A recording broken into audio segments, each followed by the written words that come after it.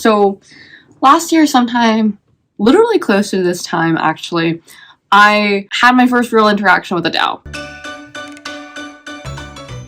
Some of y'all might remember my TikToks from last year, and one of them was about this crypto fellowship that I personally had applied to and I really wanted to get into, but I also wanted to share the opportunity with a lot of other people, so I posted it on my TikTok. It got like 12k views back when I only had 7,000 followers or so, or like 20k or 30k views, something like that as time went on.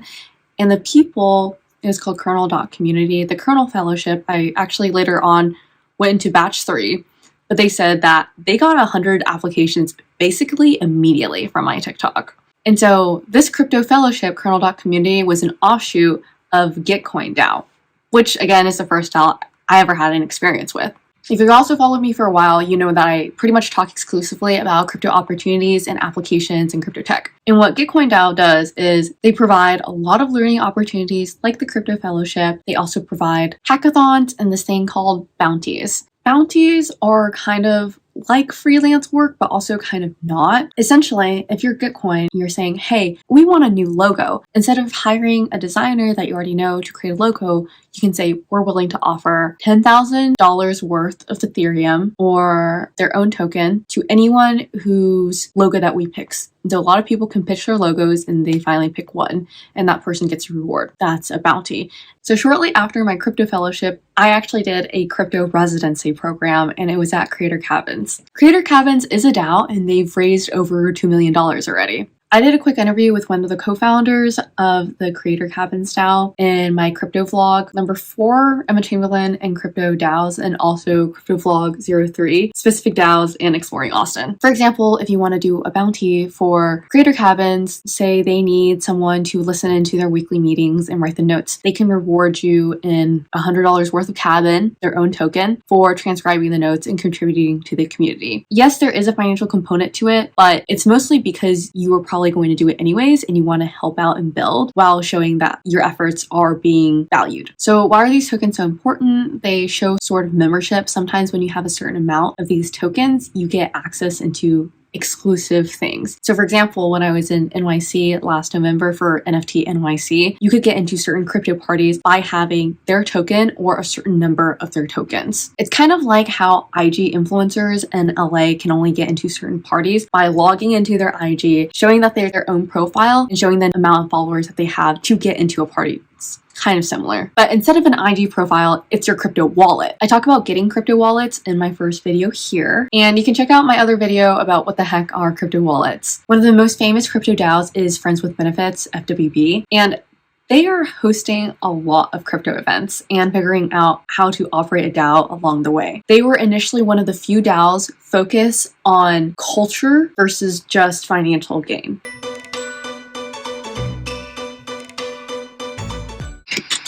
So if you haven't heard of DAOs, that's okay. But basically, it's a fancy term for a group of people who come together with a common interest and a shared bank account.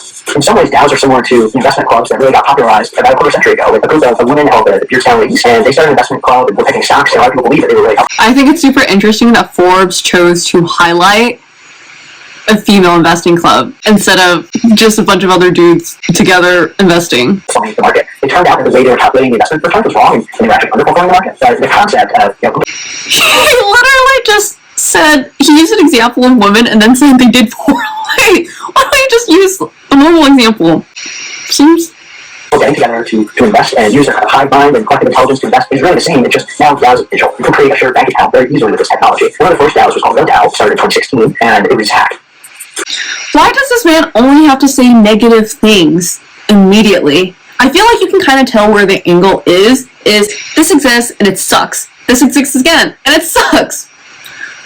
Notice how when I started talking about things, I said the positive things. And that put a real damper on DAOs for a few years. Several years later, there were maybe about 10 DAOs. By 2020, there were nearly 200. And then today, there are over 4,000. Some of the reasons why DAOs have grown so much and they've gotten more secure is the technology has improved and security has improved. But back in 2016, from what I understand, there were maybe a handful of people who did security all of them. DAOs really made sure they weren't secure about that. Now, there's over 50 firms that do security audits, so there's a lot more security. There's better infrastructure, creating a digital wallet, sharing it with people, allowing people to vote on investment decisions. That technology has been built up a lot more. And then you have the growth of crypto. The price increases, the growth of NFTs have all come together to make DAOs much more popular. I spoke with Aaron. Yeah, whenever crypto increases in price or increases in activity, everything else related to crypto is going to start blossoming. Who is the co-founder and CEO of Lɪṛds, which is a New York-based company. They're like a DAO factory. They create DAOs, and they have a number of them. And what they do is they provide the technology to help create DAOs. They provide administrative support around filing for tax forms. They moderate discussions for these groups of people who are getting together to make investment decisions. How's there only 124 people in this Discord when it's in February 17, 2022? So an exciting structure that's emerging out of Web3 and blockchain technology. Many people, including myself, have analogized DAOs to being a little bit like a subreddit or a message group that has a bank account. And the idea is a group of people are getting together online, and they want to take it to the next level. And instead of just chatting with one another and developing really close relationships, they want to deploy capital to purchase NFTs, to invest in companies, to do a whole bunch of different things that they are interested in doing. And I think that's what's kind of lost. We're the real humans that are just like super interested in like art or music or fashion. They're just geeking out in this together and just trying to make an impact. So one example of a Tɪᴍᴇsᴜ DAO, and the most successful one, is called Lɪṛds. That is a DAO that invests in NFTs, and they started. It cost about $20,000 to join, so you have about 1% of this company or organization that was going to invest in NFTs. Now it costs about $8 million to join. So they essentially, oh my god, turned about $10 million into a portfolio worth now $1 billion. So they've done incredibly well. They bought a bunch of crypto punks really early. They bought other pieces of art called kernel.community. They bought a bunch of them for. I will say one of my other videos, my first NFT video, I'm not sure if it'll be my only NFT video by the time this video comes out, but DAO does essentially the same thing, except there's no buy-in as far as I know, but I could be wrong. And now they're worth about $30,000 a piece. They're the most successful investment DAO to date. Another example of Tɪᴍᴇsᴜ DAO is Neon, and they formed Neon DAO to focus on metaverse, this nebulous concept of everyone living in a virtual world. And what they've done so far is they bought some virtual land, and they've just been incredibly popular. All of these DAOs, but Neon DAO raised about $20 million in 45 minutes when it launched. Wow, this man said it so calmly, I didn't even realize how much money that was. That's so much money in such a short amount of time. Who are the people who have so much of this money to just throw around immediately? It's usually either institutions or whales or people who've been in crypto since crypto was like worthless. This DAO, which is focused on music NFTs, they raised $7 million in 30 minutes.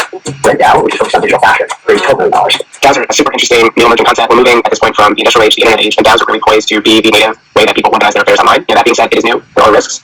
There are a lot of risks. A couple of the big ones are Here we go with the negativity again. legal risks. Some of these DAOs that have tokens, where you buy tokens to become a member, if these tokens have certain characteristics that the SEC deems are actually investment securities, they could be in legal trouble. The people who have created a DAO and potentially participating in the DAO, because if they haven't registered as an investment security, then they could get into trouble. Another This is definitely a hazy area right now that everyone's trying to figure out. big risk is scams and fraud. So there's this particular type of scam called a rug pull, where basically people will raise a lot of money. They will form together with some kind of goal. Hey, let's buy a piece of art, or could be anything. They'll say, hey, everyone, let's raise money to buy this. And the founders of that DAO could be criminals. They could. This is true.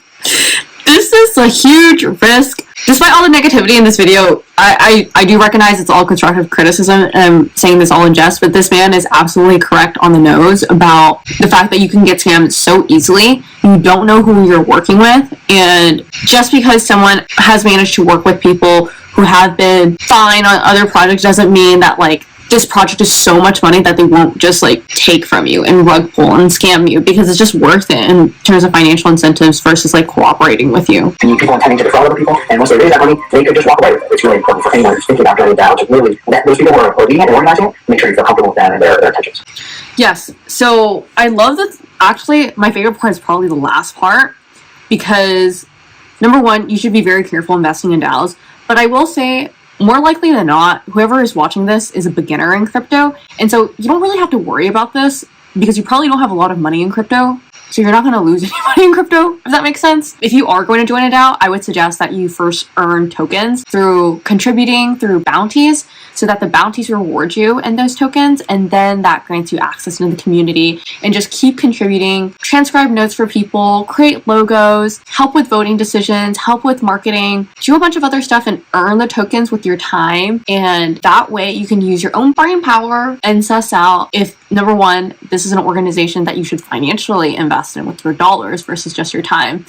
And number two, if you like where this organization is going, that you want to continue to contribute to it and grow it and make it more of a behemoth, and if other people feel similarly. And number three, don't be scared to join DAOs because you're afraid to lose all your money and everyone's going to scam you. You have to have money in the first place to lose it. So just join, have fun, meet people, learn. And when you're fully entrenched and you feel super confident, and when I say super confident, I definitely mean like at least 3 to 6 months in, not financial nor legal advice, then you can put in your real money if you feel inclined to do so. But do not think that just because you have to join a DAO, you have to come in with like 20K, which I feel like that's not something that whoever this man is said, but you know, that's an angle. Like, he's just putting out a story. I'm putting out a story, so take what you will from this. Anyways, thanks so much for watching this video on DAOs. And in the next video, we will be covering tokens and NFTs because I've talked so much about it. Make sure to hit subscribe, follow this playlist, sign up with your email or your phone number, whatever, so you can get these videos emailed to you and also learn my version of the truth. This sounds terrible, but like,